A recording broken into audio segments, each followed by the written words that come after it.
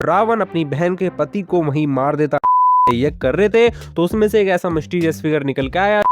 नमित मल्होत्रा की रामायण 4000 करोड़ में और इतनी पीक डिटेलिंग के साथ बन रही है कि हम लोग सोच भी नहीं सकते। लेकिन मैं तुम्हें ऐसी 5 अनटोल्ड स्टोरीज बताने वाला हूँ रामायण काल की, जिसे सुन के तुम भी शौक हो जाओगे और ये कहोगे कि आज तक ये स्टोरीज तो हमने सुनी ही नहीं। तो स्टार्ट करते हैं राम जी के जन्म से। हाँ, उससे एक ऐसी शॉकिंग स्टोरी तुम्हें बताने वाला हूँ कि तुम उसे सुन के वीडियो को लाइक जरूर ही कर दोगे।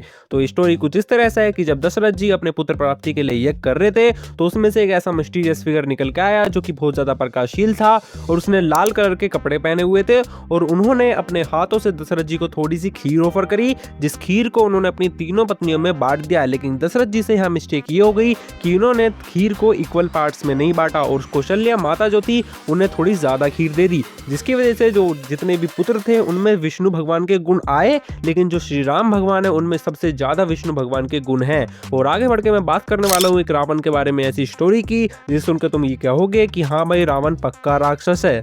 स्टोरी स्टार्ट होती है सूपनिखा के साथ, जहां वो विद्युत जी जो कि काल के दानव दल के एक वो होते हैं सदस्य, उनसे विवाह कर लाती है। लेकिन रावण को वो बिल्कुल भी पसंद नहीं आती क्योंकि उन्होंने उनकी अनुमति नहीं ली थी और रावण अपनी बहन के पति को वहीं मार देता है। हाँ, वही रावण जिसे हम साधु कहते हैं वो अपने बहन के पति को वहीं मार देता है। उसके बाद बढ़ते हैं अगली स्टोरी पे जो कि राम जी से रिलेटेड है और ये बिल्कुल पीक डिटेलिंग हमें ट्रेलर में भी दिखाई गई है। तो स्टोरी कुछ इस तरह स्टार्ट होती है कि अगर तुम रामायण के ट्रेलर में ध्यान से देखोगे तो हमें राम जी के जितने भी शॉट दिखाए जाते हैं उनमें उनके हाथ में जो धनुष है वो हर शॉट में अलग है। देखो, सबसे पहले जो सीता जी के लिए वो धनुष तोड़ते हैं उसका नाम होता है पिनाका, जो कि एक शिव धनुष होता है।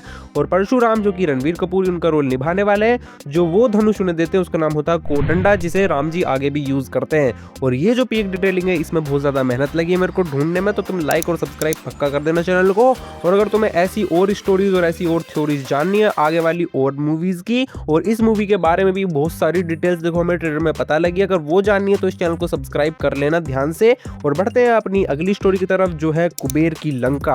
हाँ देखो, जो लंका है वो रावण की नहीं थी शुरू से, वो उसके सौतेले भाई कुबेर की थी। हाँ, वही कुबेर जिन्हें हम धन का देवता कहते हैं। वाल्मीकि रामायण में इस स्टोरी को कुछ इस तरह बताया गया है कि जब रावण सारे वरदान लेकर कुबेर की लंका की तरफ बढ़ता है तो कुबेर उससे युद्ध तो करते हैं, लेकिन जब उन्हें पता चलता है कि रावण बहुत ही ज्यादा शक्तिशाली है, इससे युद्ध करना तो इम्पॉसिबल है, तो वो लंका छोड़ के भाग जाते हैं। और तुम्हें एक फन फैक्ट बताता हूँ कि जब रावण देखो लंका में एंट्री लेता है, जब उसे टेक ओवर करता है तो लंका का जो कलर है वो कितना ब्राइट है और जो सोना है वो भी अलग से दिख रहा है। लेकिन जब रावण उसे पूरी तरह से टेक ओवर कर लेता है, उसमें रहने लगता है अपनी असुर सेना के साथ, तो उसका तुम कलर देखो कितना डार्क हो गया है, कितना फेड हो गया है, जो कि हमें बताता है कि रावण का जो कैरेक्टर है वो कितना डार्क है और वो कैसी कैसी चीजें करके इस पद तक पहुंचा है। अगली स्टोरी देखो कोई सिंपल सी है, लेकिन तुम्हें इसे सुन के ऐसा होगा क्या सच में ऐसा भी कुछ था क्या।